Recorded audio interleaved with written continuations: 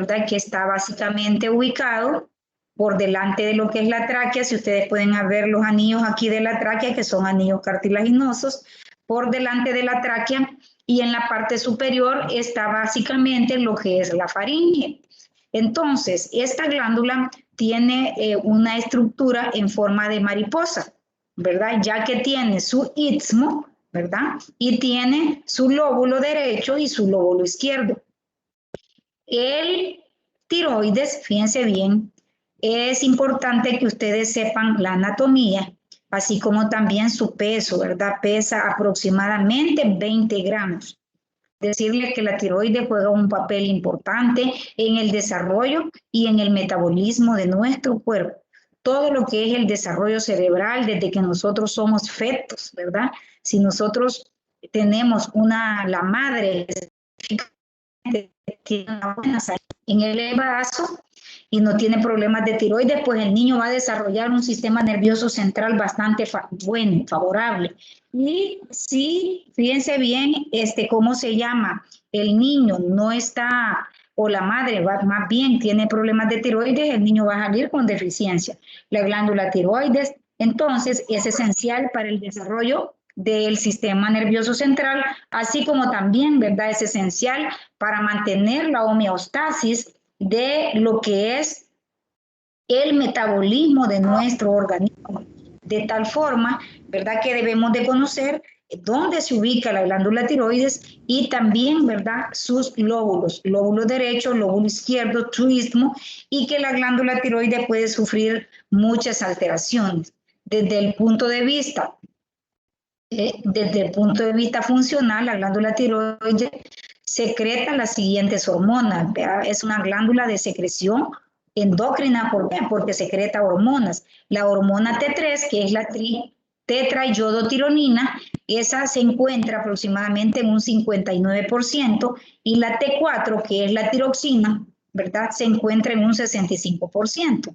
Les mencionaba yo que dentro de las funciones de la tiroides es que esta participa en el crecimiento y desarrollo, ¿verdad?, del sistema nervioso central, desarrollo corporal, el metabolismo basal, así como también la glándula tiroides participa en la termogénesis, en la producción, ¿verdad?, de temperatura, de tal forma que una persona que tenga hipotiroidismo va a tener tendencia al frío, y alguien que tenga hipertiroidismo va a tener una exagerada sensación de calor. Así como también tiene que ver mucho con la energía, con el metabolismo de los carbohidratos. Producen sus células C, también van a producir una hormona que se llama calcitonina. Entonces vamos a decir que también el tiroides, dentro de sus funciones, es regular el metabolismo del calcio. El consumo diario de yodo. En el pasado habían regiones a nivel mundial, ¿verdad?, en donde las personas les crecía un bocio aquí en el cuello. La glándula tiroides crecía exageradamente porque estos pacientes tenían deficiencias de yodo. Entonces, todos los gobiernos tomaron a bien enriquecer la sal con yodo de tal forma de que nosotros pudiéramos ingerir las cantidades necesarias de yodo para poder nosotros, digamos, no tener bocio por deficiencia de yodo. Y de esa forma se dice que los requerimientos de yodo para un niño pequeño es de 90 a 120 microgramos de yodo. En una persona adulta, el requerimiento mínimo de yodo, ¿verdad?, 150 microgramos es lo que debe de consumir diario. Eso lo contiene la sal que nosotros usamos para cocinar o que muchas veces estamos utilizando en la sal de mesa. Una mujer embarazada necesita mayor aporte de yoduro, ¿verdad? Y aproximadamente debe de ingerir unos 200 microgramos. Al igual que durante la lactancia también, la madre debe alimentarse, ¿verdad?, con una porción diaria de 250 microgramos al día. El yoduro que nosotros ingerimos en los alimentos, como en las carnes, los lácteos, el agua o algunos fármacos, se absorben con rapidez y se incorporan al fondo común de que es el líquido extracelular. La glándula tiroides entonces va a captar dicho yoduro, ¿verdad? Aproximadamente 85 microgramos para hacer la síntesis de las hormonas y el sobrante se excreta por la orina, es decir, que para que se sinteticen las hormonas tiroideas, tanto la T3 como la T4, se necesita un consumo de 85 microgramos al día de lo que es el yoduro, ¿verdad? De lo que es en la dieta. Importante que ustedes puedan entender, ¿verdad? Que esta es la biosíntesis de las hormonas tiroideas, en donde ustedes pueden ver acá, ¿verdad? Que este es el líquido extracelular. Aquí tenemos la membrana baserolateral de lo que es... ¿Hola?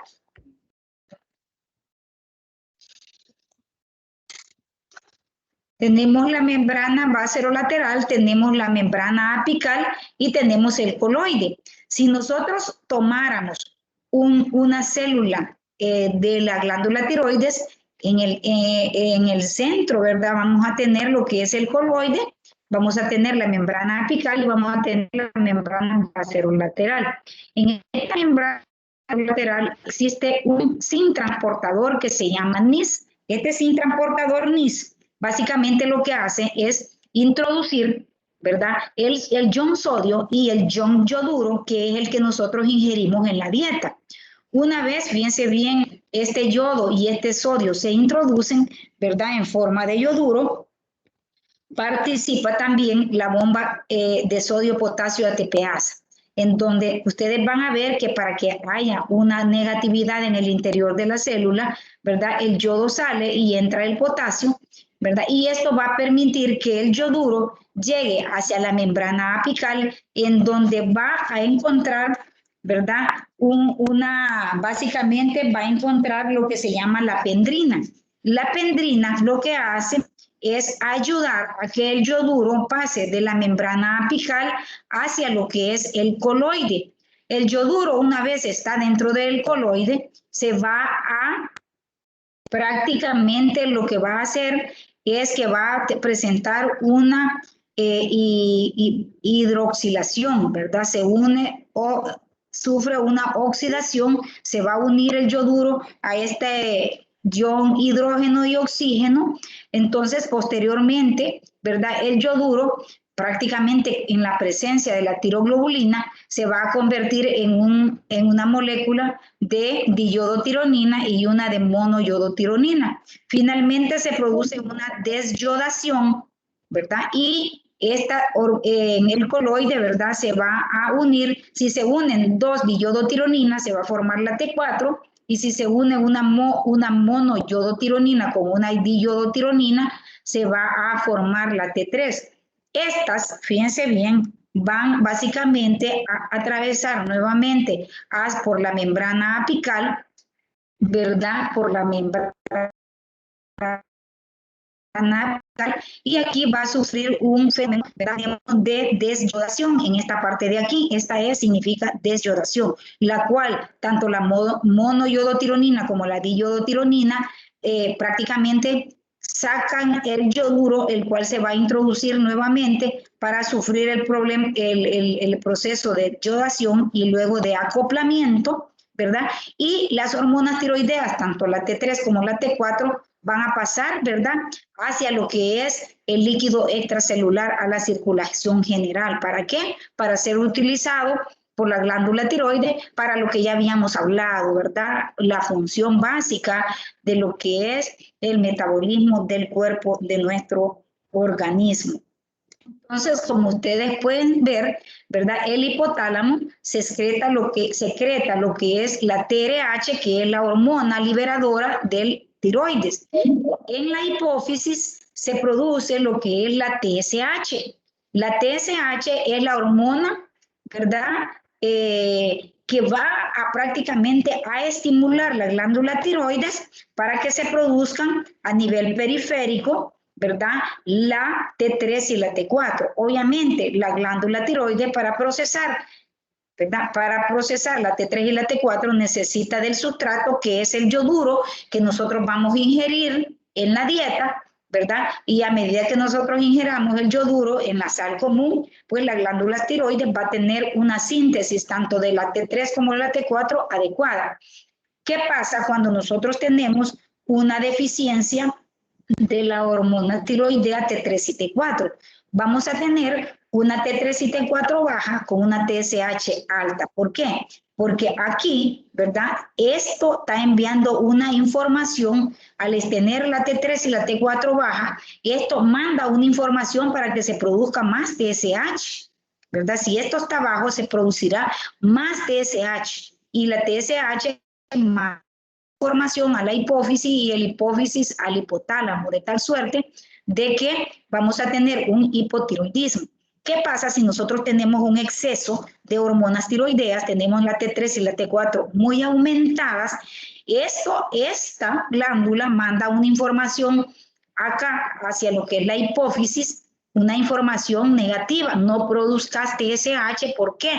Porque hay un exceso de hormonas tiroideas y no necesitamos producir TSH, de tal forma que vamos a tener nosotros un problema de hipertiroidismo con un exceso de T3 y T4 a nivel de la glándula y una disminución o básicamente una, digámoslo así, la TSH se vuelve muy pobremente. Entonces, ya vamos a ir viendo a detalle cada una de las enfermedades de la tiroides, pero prácticamente la tiroides puede haber un hipotiroidismo primario cuando es la glándula tiroides la que está prácticamente fallando, ¿verdad? Que no hay producción de hormonas, o puede haber también un hipotiroidismo secundario cuando es la hipófisis o terciario cuando es el hipotálamo. Entonces, ¿qué pasa con la glándula tiroides? La glándula tiroides puede sufrir 3 procesos. En primer lugar, puede aumentar su tamaño. Si aumenta su tamaño, nosotros vamos a ver personas con la glándula tiroides bien inflamada, bien grande, y vemos los cuellos así bien pronunciados, a eso le vamos a llamar bocio, un crecimiento anormal de la glándula tiroides. Pero la glándula tiroides también puede sufrir inflamación, a eso le vamos a llamar nosotros una tiroiditis, pero puede sufrir también un aumento de la función y le vamos a llamar nosotros hipertiroidismo, o una disminución de la función y a eso le vamos a llamar nosotros hipotiroidismo. Entonces, también, ¿verdad? El crecimiento de la glándula tiroides puede ser benigno, como es el bocio, pero también puede ser maligno, como es el cáncer de la glándula. Entonces, muchas relacionan la glándula tiroides y dicen, es que yo tengo de la tiroides que engorda. Entonces, y ustedes pueden ver acá, este paciente, ¿verdad? Que está muy gordito, porque dicen, yo tengo tiroides de la que engorda. Y otros pacientes dicen, yo tengo de la tiroides que pone flaquita a las personas. Entonces, esto le vamos a llamar nosotros hipotiroidismo y a esto le vamos a llamar nosotros hipertiroidismo. No necesariamente, ¿verdad? Estos problemas, fíjense bien, del hipertiroidismo son más frecuentes en mujeres en una relación de 5 a 7, es decir, que se dan 7 mujeres por cada 5 hombres, es decir, que es más frecuente en las mujeres. Y en las mujeres los síntomas de tanto el hiper como el hipotiroidismo es exageradamente bien marcado los síntomas que dan. En cambio, el hombre puede tener problemas de distiroidismo y no notarse mayor problema en ellos, solamente algunos síntomas que sienten. Entonces, otros dicen, ¿verdad? El paciente con hipotiroidismo se vuelve con la cara redonda, fascias inexpresivas, resequedad de la piel, así como desganos, se vuelven gorditos, cachetones con la cara bien rosadita. En cambio, el paciente, dicen, hipertiroideo, se vuelve con el bocio, se le crece el bocio aquí, el cuello, se les saltan los ojos, ¿verdad? Que se ponen flaquitos, muchas veces se les cae el cabello, entonces asocian el hiper y el hipotiroidismo. Y entonces también aquí traemos nosotros una señal, ¿verdad? De que dicen que el hipotiroidismo es cuando hay una hipofunción, es decir, vemos un perro bien ocioso, gordito, cachetón, ¿verdad? Entonces asocian hipotiroidismo con obesidad y van a relacionar al hipertiroidismo, ¿verdad? Con un perrito chihuahua, ¿verdad? Bien lindo, miren ustedes ahí, como es delgadito, flaquito, no crece mucho y tiene los ojos saltados. Entonces, cuando el hipertiroidismo hace que se salten los ojos. A eso se llama enfermedad de Gray-Basedow. Es una inflamación, ¿verdad?, de los músculos intraoculares del ojo. Hay un crecimiento y los ojos se salen para afuera. A ese fenómeno se le llama enfermedad de Gray-Basedow. Entonces, vamos a hablar, ¿verdad?, que las hormonas tiroideas se sintetizan, ¿verdad?, a partir del yodo que nosotros consumimos en la dieta. Este yodo, ¿verdad?, va a actuar en ese folículo tiroideo para producir la síntesis tanto de la hormona T3 como de la hormona T4, que son las que nosotros vamos a tener, ¿verdad?, en el plasma sanguíneo y que nosotros medimos en los pacientes. Entonces vamos a decir nosotros, ¿verdad?, que la glándula tiroides, ¿verdad?, la T3, básicamente es la hormona activa. Estas van a actuar a nivel del cerebro para el desarrollo del sistema nervioso central, pueden afectar el corazón, la grasa, ¿verdad?, el músculo esquelético, ¿verdad?, y también, ¿verdad?, estas hormonas también pueden alterar algunos o atravesar, ¿verdad?, la placenta y pueden provocar alteraciones también en la madre que está embarazada. Entonces vamos a decir que existen factores que alteran la unión de las tiroxinas a la globulina fijadora de tiroxina. ¿Cuáles son estos? Incrementan la unión fármacos como los estrógenos, mujeres que utilizan anticonceptivos, fármacos como el tamoxifeno, que es un fármaco que se utiliza para tratar, ¿verdad?, a los pacientes que tienen cáncer de mama. Los moduladores selectivos de los receptores, la metadona, que es un analgésico opioide, o la heroína, que es una droga de consumo adictivo. Tenemos el clofibrato, el 5-fluoracilo. Todos estos van a incrementar la unión de las tirosinas a la globulina fijadora de tirosina. Tenemos factores sistémicos como las enfermedades hepáticas o la porfiria, la infección por el virus de la inmunodeficiencia humana y la herencia. Pero también tenemos factores que pueden decrecer la unión de las tiroxinas a la globulina fijadora de tiroxina. El uso de glucocorticoides, los andrógenos, ¿verdad?, que se utilizan muchas veces en pacientes que tienen cáncer de próstata, los aminoácidos como la asparginasa, diuréticos como la furosemida, algunos salicilatos o también el ácido mefenámico que se utiliza para tratar los dolores, dolores ocasionados por la dismenorrea en las mujeres, algunos antiepilépticos, miren, la fenitoína o la fenitoína sódica o difenilidantoína, que nosotros conocemos, que hemos visto como un antiepiléptico, puede hacer que disminuya o decremente la unión de las tiroxinas con la globulina fijadora de tiroxina.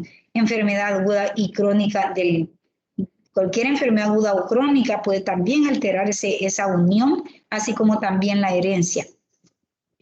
¿Qué factores van a influir en la terapia oral con levotiroxina? Esto es bien importante, porque cuando nosotros hacemos sustitución de la hormona tiroidea por deficiencia, muchas veces no tomamos en cuenta estas cosas, ¿verdad?, que son importantes reconocerlas o saberlas. En primer lugar, tenemos fármacos y otros factores que pueden aumentar los requerimientos de dosis de levotiroxina. La levotiroxina es la hormona T4, ¿verdad?, la hormona tiroidea, para tratar a los pacientes que tienen hipotiroidismo. Entonces, aquellos pacientes que consumen la hormona tiroidea exógena en fármaco, ¿verdad?, tienen que tener cuidado cuando utilizan los antiácidos, más que todo aquellos que contienen aluminio, o también pacientes que usan para la gastritis inhibidora de bomba de protones o también sucralfato, es decir, todos los medicamentos que se utilizan para tratar la gastritis y el reflujo gastroesofágico. ¿Qué hacemos? Procurar que estos medicamentos se puedan dar a un horario diferente a el horario que se está suministrando la levotiroxina.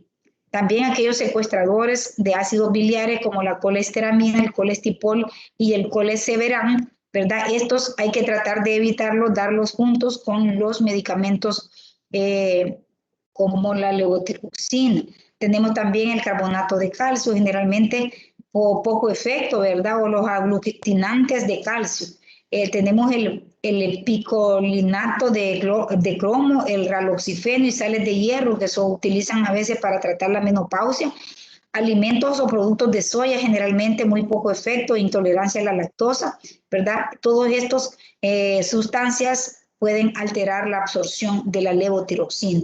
También tenemos aquellos que aumentan el metabolismo de la tiroxina, ¿verdad? Porque comparten un metabolismo por el sistema microsomal CYP3A4, como es la rifampicina, los antiepilépticos como la carbamazepina, la fenitoína y el antidepresivo SERS, ¿verdad? Que es inhibidor de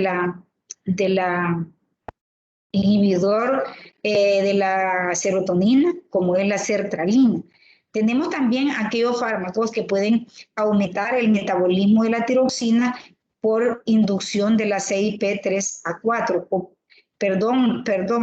aquellos que pueden aumentar la conversión periférica de la T3 y T4, fármacos antiarrítmicos como son la amiodarona. Tenemos los mecanismos, ¿verdad?, inciertos o multifactoriales que pueden modificar también la absorción de la levotiroxina, los estrógenos, el envaso, el uso de estatinas como la lovastatina, simvastatina, la etionamida o inhibidores de la tirosinasa.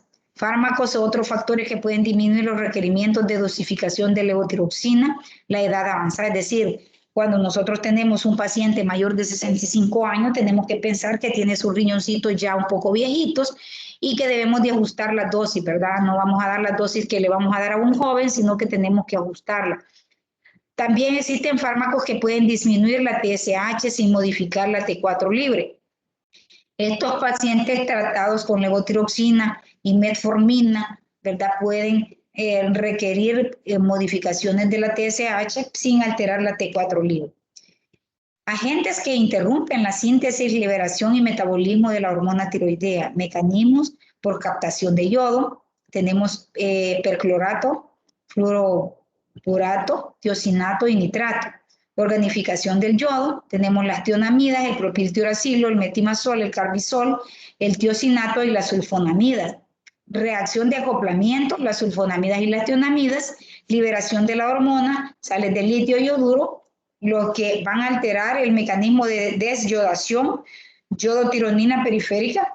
Aquí tenemos el propiltiuracilo, la amiodarona y agentes de colecistográficos orales. El metabolismo hepático, vamos a tener allí básicamente algunos antiepilépticos como es el fenobarbital, este antituberculoso como es la rifampicina, la carbamazepina, la fenitoína, la sertralina, que es un antidepresivo SERS, y el bexaroteno. ¿Cuáles son las características farmacocinéticas de los antitiroideos? Es decir, de los fármacos que nosotros vamos a utilizar para tratar el hipertiroidismo, ¿verdad? Aquí vamos a utilizar dos tipos de fármacos. Principalmente vamos a utilizar lo que es el propiltiuracilo y el metimazol. Estos fármacos son para tratar específicamente el aumento en la producción periférica de la T3 y de la T4, con disminución sustancial de la TSH, o sea, el hipertiroidismo. Los pacientes con hipertiroidismo son aquellos que van a tener como manifestaciones clínicas, ¿verdad?, disminución del peso, pueden experimentar taquicardias, arritmias tipo fibrilación auricular, van a tener sudoración excesiva en las manos, en las plantas de los pies, van a bajar mucho de peso, van a tener temblor en las manos, vea palpitaciones, sudoración, nerviosismo, hiperdefecación. Esa es la sintomatología clásica de los pacientes con hipertiroidismo. Algunos, no todos, se le van saltando los ojos. Ya les mencionaba yo de que estos pacientes tienen enfermedad de Gray-Bessel. Entonces, ¿cuáles son las dos drogas que se utilizan para tratar el hipertiroidismo? Tenemos el propiltiuracilo y tenemos el metimazol. En cuanto a la unión a proteínas del propiltiuracilo, sabemos que esta anda en un 75% de unión. El metimazol, ¿verdad?, no se une a proteínas. En cuanto a la vida media plasmática, el propiltiuracilo tiene una vida media del 75 minutos y en cambio el metimazol una vida media más o menos de 4 a 6 horas. El volumen de distribución, ¿verdad? El propiltiuracilo tiene 0.4 litros por kilo, mientras que el metimazol de 0.7 litros por kilo. Concentrado en tiroides, el propiltiuracilo sí se concentra al igual que el metimazol. Metabolismo del fármaco durante la enfermedad, en una enfermedad o enfermedad renal grave, el propiltiuracilo, ¿verdad? Tiene un metabolismo normal, en cambio el metimazol como que no debe de utilizarse en estas enfermedades graves porque el metabolismo está disminuido. En cuanto a la frecuencia de dosificación, el propiltiuracilo se puede dar 1, 2 veces hasta 4 veces al día, en cambio el metimazol, ¿verdad? Se puede dar igual 1, 2 veces, 3 veces al día. Paso transplacentario es bajo en ambos casos, nada más que en el primer trimestre de embarazo se sugiere que se dé el propiltiuracilo y posteriormente ya después del tercer trimestre se puede seguir o continuar con el metimazol. En cuanto a las concentraciones en leche materna, después de que la mujer sale embarazada y está dando pecho, ¿verdad? El propiltiuracilo, las concentraciones en la leche materna son bajas, al igual que el metimazol. Aquí tenemos contenido de yodo en los fármacos y compuestos de uso común. Esto es bien importante. Fíjense que en estas 2 semanas que he tenido como 4 pacientes con uso de amidabrona. La amidabrona es un antiarrítmico que se utiliza para tratar tanto las arritmias supraventriculares como las arritmias ventriculares. Es un antiarrítmico muy bueno. ¿Cuál es el problema? Que puede acelerar la conversión periférica de T3 y T4 y dependiendo del paciente, la amidabrona le puede dar un hipotiroidismo o un hipertiroidismo. Entonces, el yodoquinol, ¿verdad? La diyodohidroxiquinoleína, este es un antiparasitario, ¿verdad? Que tiene en su composición química el yodoquinol, yoduro, y tiene más o menos un contenido de yodo de 134 miligramos cada tableta, y a veces hay que dar 3 tabletas al día. Podemos buscar alteración transitoria de lo que es la cantidad de T3 y T4 en las concentraciones plasmáticas. La solución oftálmica de yoduro de ecotiofato, que este es un antimuscarínico que se utiliza para provocar miriasis en los ojos, ¿verdad? También tenemos la solución oftálmica de hidroxuridina, que la utilizan, ¿verdad?, para tratar el glaucoma, y también tenemos la solución de Lugol, que es el yoduro que se da en gotas de 5 a 6 miligramos, cada gota contiene solución de Lugol. Tenemos antisépticos tópicos que pueden tener también, ¿cómo se llama? Yodo, contenido de yodo. Tenemos el cloquinol, 12 miligramos por gramo. La povidona o el jabón yodado que nosotros utilizamos, 10 miligramos por ml. Agentes de contraste radiográficos. Miren, esto es bien interesante porque hoy en día, ¿verdad?, se utilizan muchos medios de contraste y estos medios de contraste pueden alterar la función tiroidea de un paciente. Por ejemplo, diatrizoato meglunina sódica tiene bastante contenido de yoduro, 370 miligramos por ml. Imagínense que le inyecten 5 ml, sería una gran cantidad, ¿verdad?, de yoduro que estarían administrando al paciente. Y así vamos a ver que todos los agentes que se utilizan en contraste radiográfico van a tener cantidades de yoduro. Vamos a iniciar, ¿verdad?, también para que ustedes conozcan lo que es el hipotiroidismo. El hipotiroidismo es una enfermedad que se caracteriza porque el paciente generalmente va a presentar, puede presentar aumento de peso, puede presentar también intolerancia al frío, puede presentar hinchazón en los pies, una hinchazón ascendente e hinchazón en la cara, puede presentar bradicardia, puede presentar enlentecimiento y para hacer movimientos, bradixiquia, o es decir, una mente un poco retrasada, ¿verdad?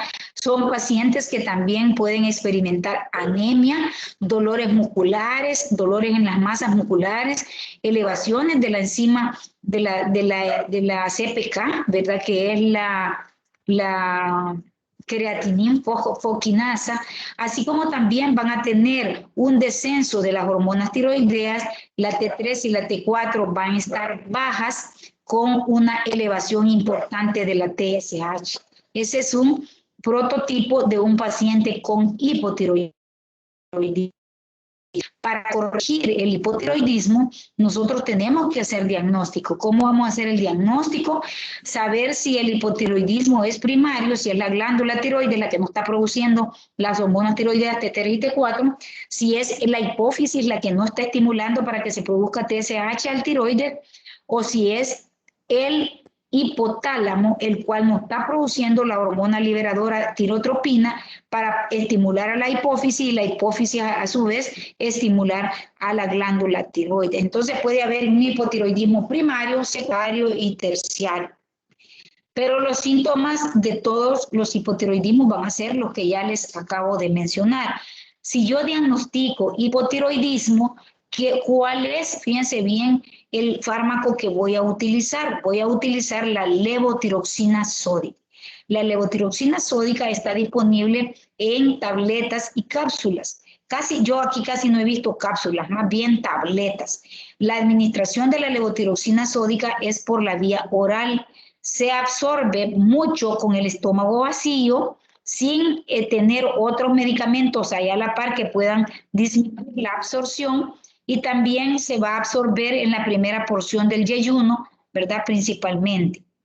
Debe de prescribirse la levotiroxina sódica, ¿verdad? Con bastante agua en ayunas, esperar minutos antes del desayuno cuando se ha tomado el medicamento.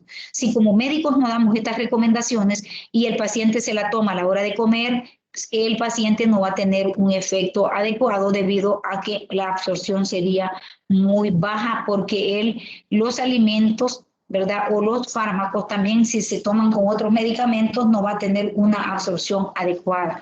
Las concentraciones plasmáticas de la levotiroxina sódica oscilan de 2 a 4 horas, una vida media plasmática hasta de 7 días. Pueden ver ustedes que aunque a alguien se le olvide tomarse una dosis, ¿verdad? El siguiente día puede tomarse doblada la dosis que se le ha prescrito. Cambios en la dosificación se realizan cada 6 semanas, o sea, yo empiezo con una dosis pequeña y a las 6 semanas cito al paciente. Si la TSH persiste alta, entonces le ajusto el valor de la levotiroxina que estoy usando. Se puede utilizar por vía intravenosa una vez al día o también por sonda nasogástrica cuando los pacientes están en coma mixedematoso.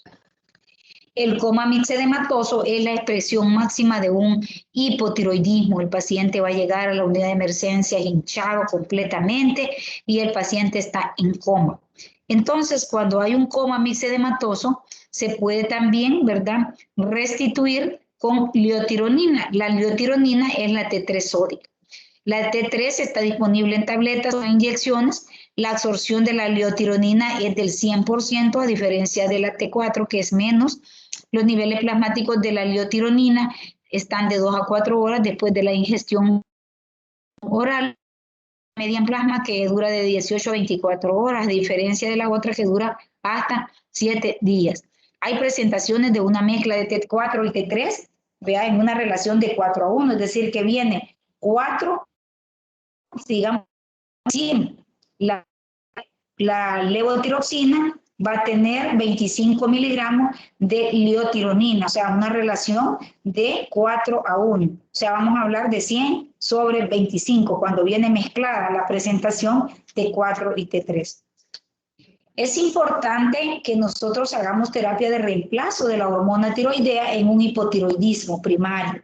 Entonces, ¿qué es lo que vamos a hacer? Vamos a indicarle al paciente una restitución de la hormona tiroidea y vamos a administrar levotiroxina sódica. Fíjense bien, en pacientes de edad avanzada, en pacientes que tienen problemas de cardiopatía, ¿verdad? Hay que tener un ajuste de la dosis. Vamos a empezar en aquellas personas mayores de 60 años, pacientes diabéticos o cardiópatas.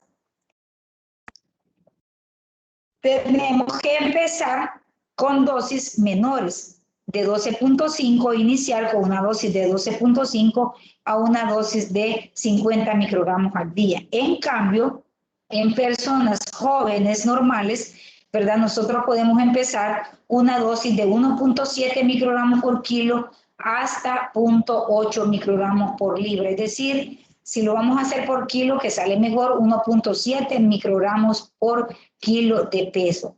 El objetivo del reemplazo, ¿cuál es? Normalizar el valor de la TSH, que en el caso del hipotiroidismo vamos a tener nosotros una T3 y una T4 baja con una TSH muy alta. Entonces, ¿cuál es el objetivo primario de restituir o reemplazar la hormona tiroidea? Es que la TSH se encuentre en valores normales, ¿verdad? Y el valor normal de la TSH va a ser que la T4 libre, ¿verdad? En el caso que tengamos un hipotiroidismo secundario y terciario, nuestro valor va a ser la T4 libre, excepto cuando es primario, que nosotros lo que tenemos que normalizar es la TSH. ¿Qué pasa cuando una mujer tiene hipotiroidismo y está embarazada? Esto es grave. Recordemos nosotros que una mujer embarazada está formando un ser vivo adentro de su vientre.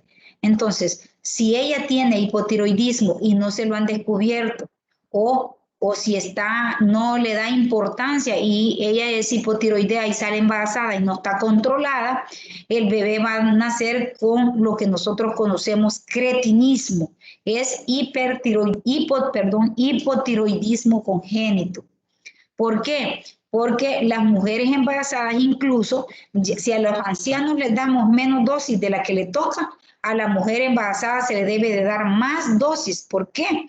Porque ellas tienen, ¿verdad? Necesitan o requieren un aumento en la concentración sérica de la tiroglobulina.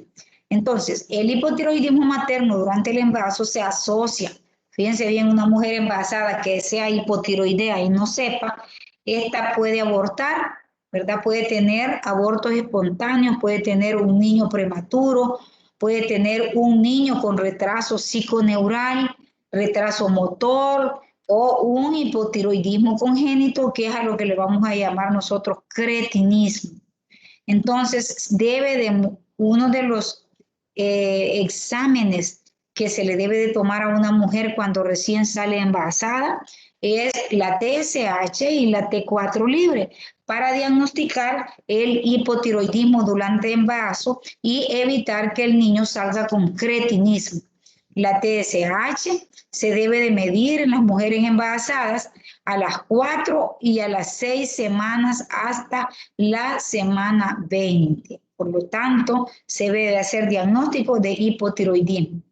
Tenemos también lo que les decía, la máxima expresión de un hipotiroidismo se dice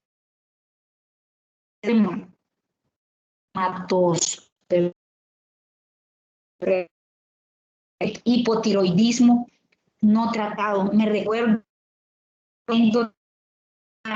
la nana de la alumna, hoy esta alumna está en el internado.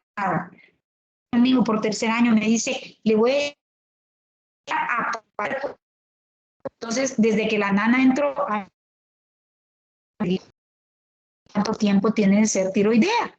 Y me dice ella, no, es que no tiene tiroides, a ella le han dicho que padece de los riñones y que no, ella es tiroidea, hasta no demostrar lo contrario. Las fases del hipotiroidismo se reconocen solo con ver un paciente, no necesitas hacerle exámenes. Sin embargo, tenés que tomarle los exámenes porque al paciente lo tenés que convencer.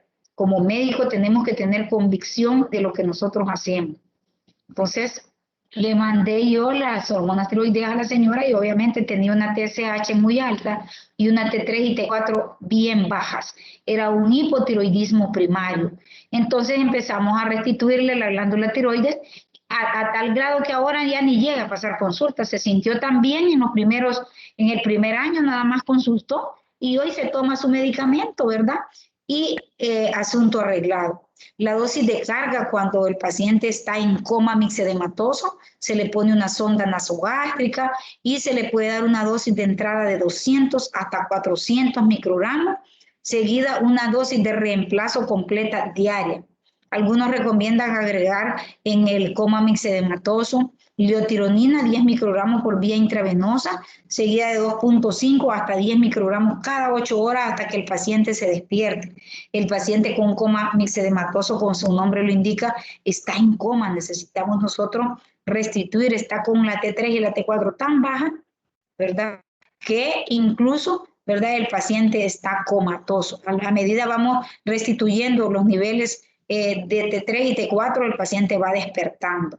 Podemos hacerlo con levotiroxina sola, podemos utilizar liotironina o podemos mezclar ambas, ¿verdad?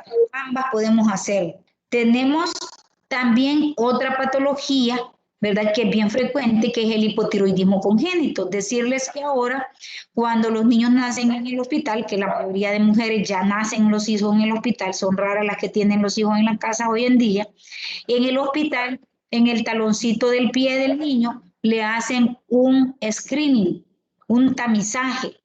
En el tamizaje le miden la TSH y la T4 libre al niño para descartar un hipotiroidismo congénito, más que todo en aquellas madres que no han tenido controles prenatales, ¿verdad? Y si ellas son hipotiroideas y no han tenido controles, ese niño va a nacer cretino. Cretinismo se le llama el hipotiroidismo congénito.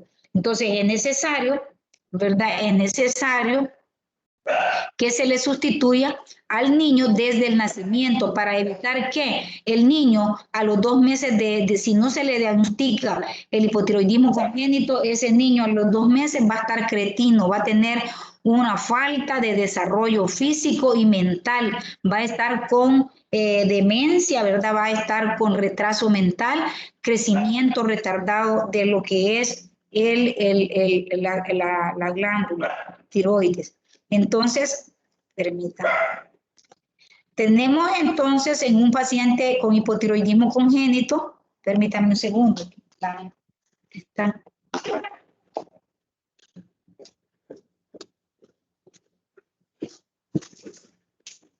Sandra, ¡ay! Vienen a traer al perro para llevarlo a pasear.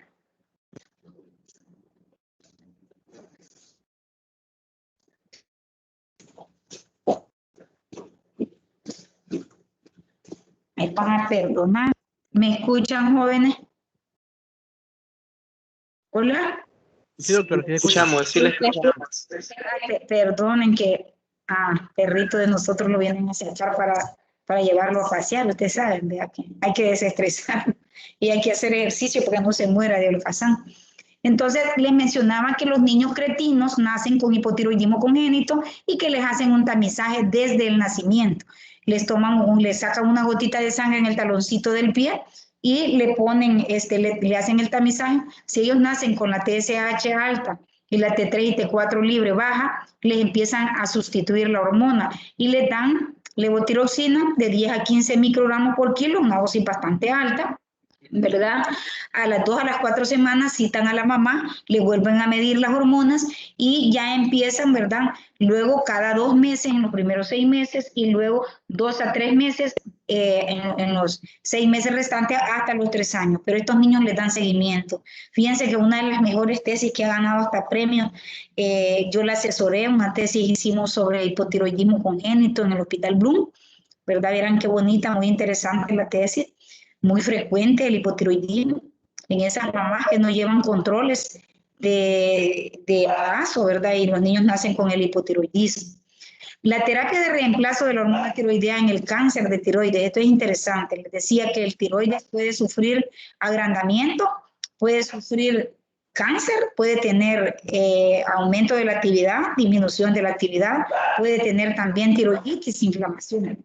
Entonces, el reemplazo de la hormona tiroidea en el cáncer en el cáncer pulmonar, ¿verdad? Los pilares de la terapia para el cáncer de tiroides, bien diferenciado, llámese cáncer papilar o folicular de la glándula tiroides, ¿verdad? Es hacer una tiroidectomía quirúrgica y también aplicarle yodo radioactivo para disminuir este cáncer, así como también darle tratamiento con levotiroxina para mantener una TSH súper baja. La TSH, cuando se está tratando el cáncer de tiroides, por lo menos en los primeros 2 años, debe de estar suprimida la TSH, menor de 0.1 miliunidad por litro. En pacientes con alto riesgo de recurrencia, el nivel de TSH debe estar prácticamente a 0. Pacientes con enfermedad persistente también. Entonces, tratamiento de los nódulos tiroideos, esta es otra enfermedad, ¿verdad?, que se debe de tratar y que es bien frecuente que el paciente llegue diciendo, fíjese, doctor, que me ha salido nódulos en la tiroides, ¿verdad? Entonces, hay que tratar a estos pacientes con enfermedad nodular del tiroides, que es una endocrinopatía de las más comunes. Los nódulos tiroideos son asintomáticos en algunas ocasiones, pero otras veces pueden generar algún grado de incomodidad en el cuello, como disfagia, es decir, dificultad para tragar. Algunos pacientes llegan diciendo, sí, que yo siento como asfixia, siento como que algo me oprime aquí el cuello, porque la glándula tiroides, como puede crecer hacia afuera, también puede crecer un crecimiento intratorácico. Y ese crecimiento intratorácico puede ser que el paciente sienta esa sensación de asfixia. La exposición a radiación ionizante, especialmente en la infancia, aumenta la tasa de desarrollo de nódulos tiroideos. No sé si ustedes recuerdan cuando por lo menos en la China se explotó ¿cómo se le llama? Una base y que liberó una gran cantidad de radiaciones ionizantes. Todas esas radiaciones ionizantes muchas veces las absorben los nódulos del tiroides y puede generar un bocio multinodular. Entonces hay que hacer diagnóstico, ¿verdad? Hay que sustituir si el paciente está sintomático, hay que suministrar la levotiroxina, llevar a la porción inferior del rango de referencia, es decir, mantener, si el paciente tiene síntomas, los nódulos se tratan, ¿verdad? Si no tiene síntomas, ¿verdad? El paciente debe de dejarlo sin nada, solo con seguimiento de ultrasonografía de cuello para ver cómo van creciendo los nódulos. Muchas veces hay que biopsiar esos nódulos para saber si también el paciente no tiene un cáncer papilar o un cáncer folicular del tiroides. ¿Cuáles son los efectos adversos de la hormona tiroidea? Esto es importante porque cuando nosotros estamos dando levotiroxina debemos de saber que muchos pacientes pueden presentar efectos o consecuencias o efectos secundarios, como pueden ser, ¿verdad?, irnos al otro extremo. Yo estoy tratando un hipotiroidismo, pero estoy dando mucho levotiroxina, me puedo ir al otro extremo, a hipertiroidismo. ¿Cómo llegan los pacientes? Muchas veces con arritmias cardíacas tipo fibrilación auricular, especialmente en aquellos pacientes ancianos, se puede incrementar el riesgo de fibrilación auricular. Puede haber un riesgo también el uso crónico de pacientes que son hipotiroideos desde la infancia. Estos pueden tener una predisposición a padecer de osteoporosis. Mujeres en periodo posmenopáusico que están usando levotiroxina en forma crónica también pueden presentar una osteoporosis. Tenemos también los fármacos para tratar la otra patología, que es el hipertiroidismo. Ya habíamos visto algo adelantado allá, ¿verdad? Que son los fármacos antitiroideos. Aquí tenemos prácticamente, ¿verdad?, los medicamentos antitiroideos que van a interferir directamente en la síntesis de las hormonas tiroideas. Recordando que el hipertiroidismo, el estigma típico es T3 y T4 altas con TSH suprimida. ¿Qué quiere decir? Que si hay una producción en la glándula tiroides excesiva de T3 y T4, eso le va a mandar un feedback hacia la hipófisis para que no se produzca TSH. Por eso es que vamos a tener una TSH, ¿verdad?, bien disminuida o suprimida. ¿Por qué? Porque hay una producción periférica de T3 y T4. T3 y T4 altas, TSH baja o suprimida. Entonces vamos a tener varias familias de antitiroideos, inhibidores iónicos que bloquean el mecanismo de transporte del yoduro, ¿verdad?, a altas concentraciones de yodo que disminuyen la liberación de hormonas tiroideas en la glándula y que también pueden disminuir la síntesis de hormonas.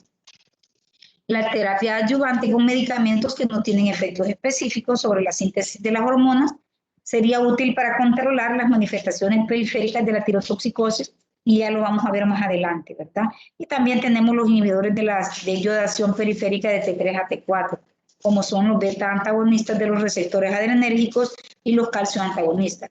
Entonces, vamos a tener medicamentos antitiroideos como son los diurelianos. Estos van a ser, su mecanismo de acción es inhibir la formación de hormonas tiroideas al interferir la incorporación de yodo en los residuos de tirosila de la tiroglobulina.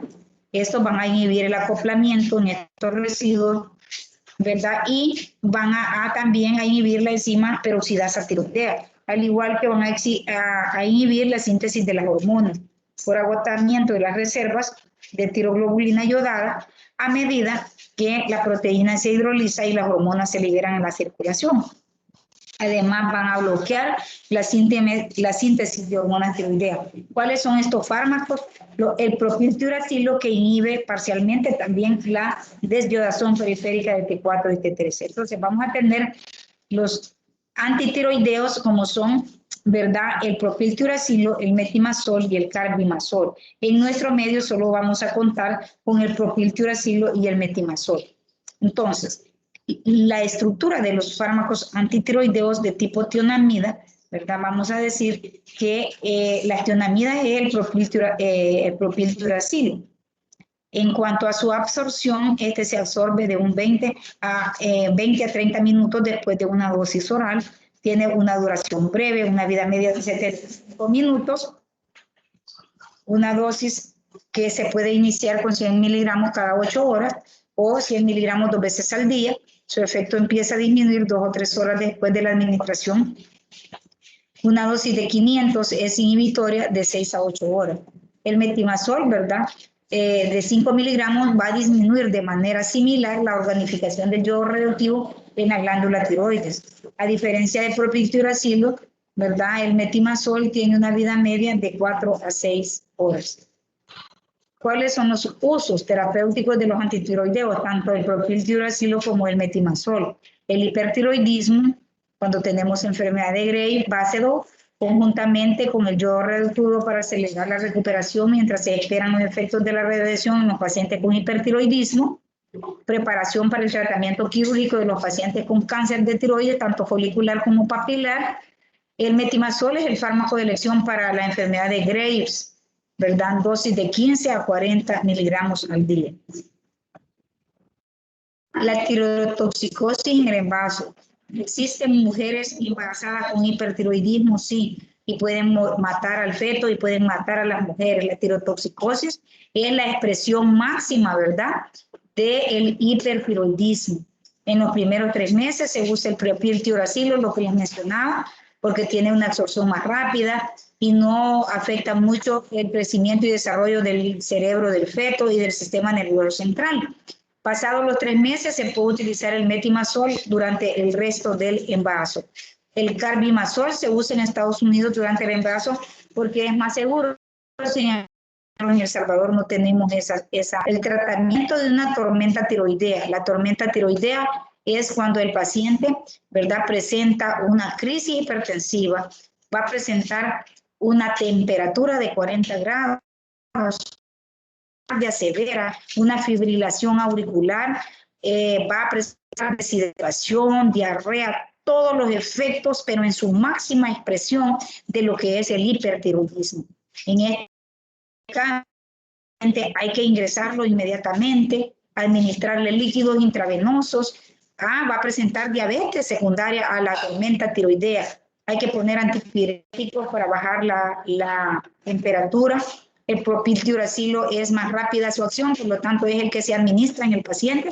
Yoduros orales, ya que cada gota de un yoduro, ¿verdad?, el Lugol tiene de 4 a 6 miligramos por gota de yoduro. Podemos utilizar, si el paciente está con mucho temblor, ansiedad y taquicardia, los betabloqueantes tipo propranolol, ¿verdad?, ansiolíticos y también el yodo. Tratamiento con el yodo radioactivo. ¿A quién vamos a tratar con yodo radioactivo? Al paciente con cáncer de tiroides. El yodo yodo 123, el principal emisor alfa de vida corta, que tiene una vida media de 3 horas. Pacientes con cáncer de tiroides lo llevan a un servicio que se llama medicina nuclear.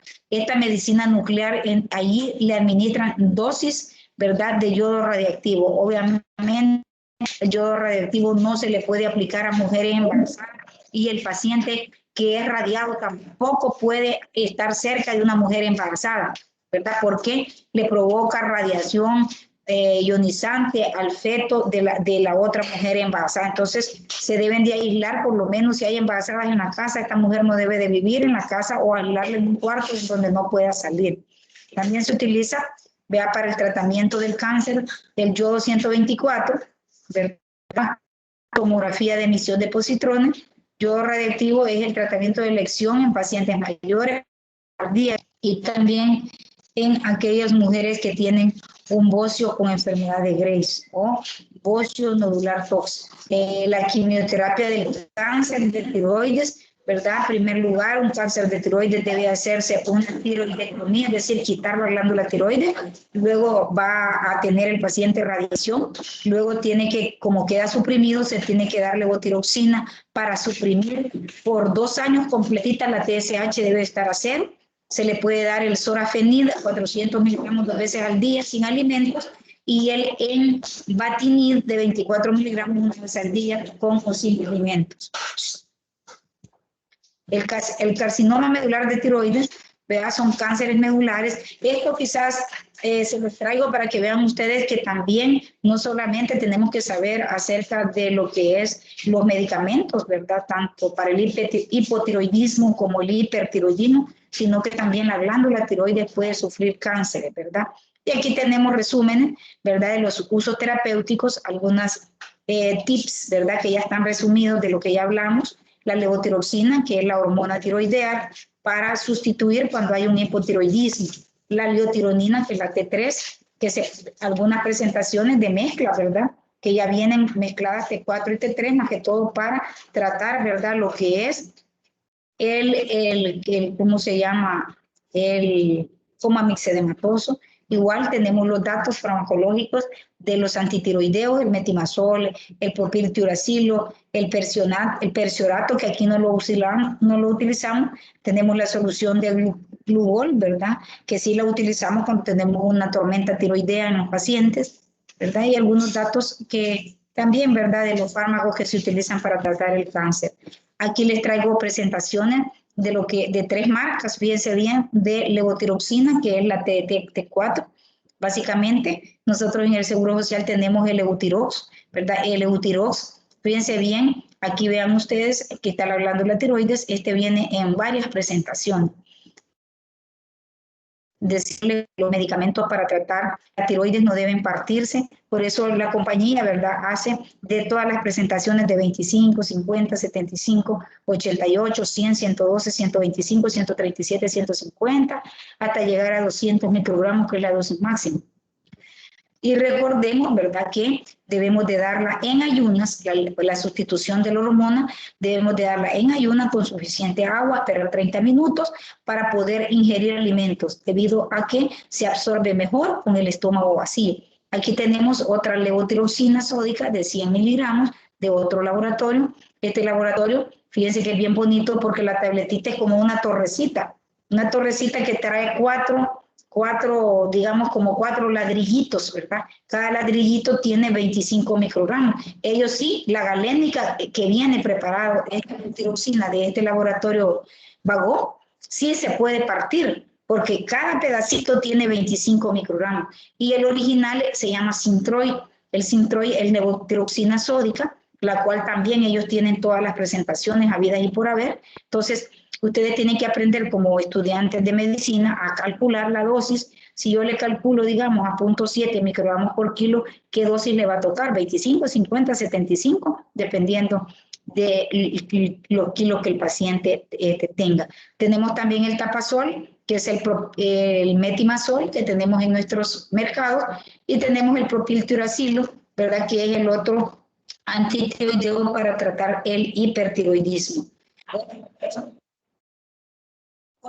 Me asusté yo soy. ¿Alguna pregunta?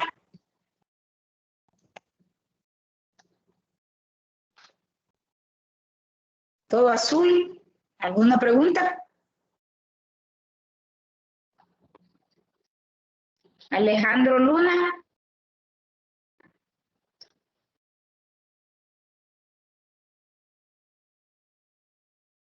Hola. Jonathan. Hola, doctora. ¿Todo azul? Sí, de mi parte no tengo ninguna duda. Ah, ok, me llega. Bueno, Doctora, buenas tardes. Ajá, buenas tardes. Tengo una duda. Entonces, las personas que les detectan hipotiroidismo, jóvenes, no pueden tener hijos. Claro que pueden tener hijos. Y si el tratamiento puede tener hijos, la cuestión es tener hipotiroidismo y no tratarlo. Si vos tenés un hipotiroidismo y estás normotiroidea, no tenés por qué no tener hijos, puedes tener hijos perfectamente. Ah, bueno, gracias. Yo tengo también una duda, doctora. Vamos a ver. ¿Quién es yo? Le han recetado levotiroxina. Ajá. Entonces, le han dicho que evite los lácteos. ¿A qué se debe la indicación de que evite los lácteos? A lo mejor le han dicho que evite los lácteos por otra cosa, no por la levotiroxina, ¿verdad? No es es por otra cosa, no por la levotiroxina. No tiene nada que ver. Lo importante es que se tomen ayunas con bastante agua, que espere 30 minutos para que mejore la absorción, porque se absorbe mejor con el estómago vacío. También no mezclarla, si ustedes se fijaron, con omeprazol, rabeprazol, esomeprazol, sucralfato y también ranitidina, sales ¿cómo se llama? De sulfato de magnesio. Todas esas cosas pueden dar disminución de la absorción. Entonces, si van a tomar esas cosas, que las tomen en la noche, no en la mañana, para que no haya disminución de la absorción, porque a veces el paciente está tomando omeprazol y se la toma junto con la levotiroxina, entonces no se absorbe la levotiroxina, el paciente no mejora nunca, porque no se está absorbiendo, porque está con un medicamento que compite la absorción con él. Entonces ese se tiene que dar en la noche y la levotiroxina sin ningún medicamento, no se puede mezclar con nada, ¿verdad? ¿Estamos? Doctora, una pregunta. Bueno, muchas gracias. Perfecto, muchas gracias. Bueno, dele. Dele. En los casos para utilizar el yodo radiactivo, no entendí muy bien esa parte. ¿En qué casos es que se tiene que utilizar? En cáncer de tiroides, el yodo radioactivo, el yodo 131 y 124, es para tratar el cáncer de tiroides. Cuando el diagnóstico, en primer lugar, ¿verdad? En un paciente con cáncer de tiroides, se le hacen las pruebas. Se opera al paciente. Muchas veces primero le dan el yodo radioactivo y luego operan para disminuir el tamaño de la glándula. O a veces operan primero, casi siempre es yodo radioactivo, luego la cirugía y luego ya la sustitución de la hormona tiroidea, porque como ya no teniendo tiroides, tienes que tomar la levotiroxina de forma indefinida. Ya no tenés glándula que produzca T3 y T4. Solamente en casos de cáncer, no hay alguna otra excepción o algo así. No, el yodo radioactivo, estamos hablando de tiroides. Lo podés utilizar para otras cosas, pero estamos hablando de tiroides en cáncer nada más. Cáncer de tiroides o también en el hipertiroidismo tipo tormenta tiroidea. Ahí, aunque allí no es cáncer, pero sí hay que suprimir la actividad de la glándula tiroides, sí se puede dar en una tormenta tiroidea. Los dejo jóvenes porque voy a tener turno ahora en el hospital COVID y cuídense, no bajen la guardia. Si ya están vacunados, siempre protéjanse porque tenemos incremento de casos. Nada menos ayer ingresaron 8. Entonces ya el hospital se nos está llenando de nuevo porque la gente ya no se pone mascarilla. Por favor, hay muertos todavía, ¿verdad? Entonces no quisiera ver a ninguno de ustedes que se muera por eso, ni yo tampoco, ¿verdad? Por lo tanto, hay que usar siempre la mascarilla, vacunarse. Sí, a sus abuelitos, a sus tíos, a todo el mundo, díganle que se vacunen, por favor, ¿verdad? Buenas noches y estudien para el examen para que saquen 10. Gracias, doctora. Buenas Igual, noches. doctora. Gracias, doctora. Gracias, Feliz doctora. noche. Gracias, doctora. Feliz turno, díganme, no buenas noches. Feliz inicio de turno. Feliz turno. Vaya, pues.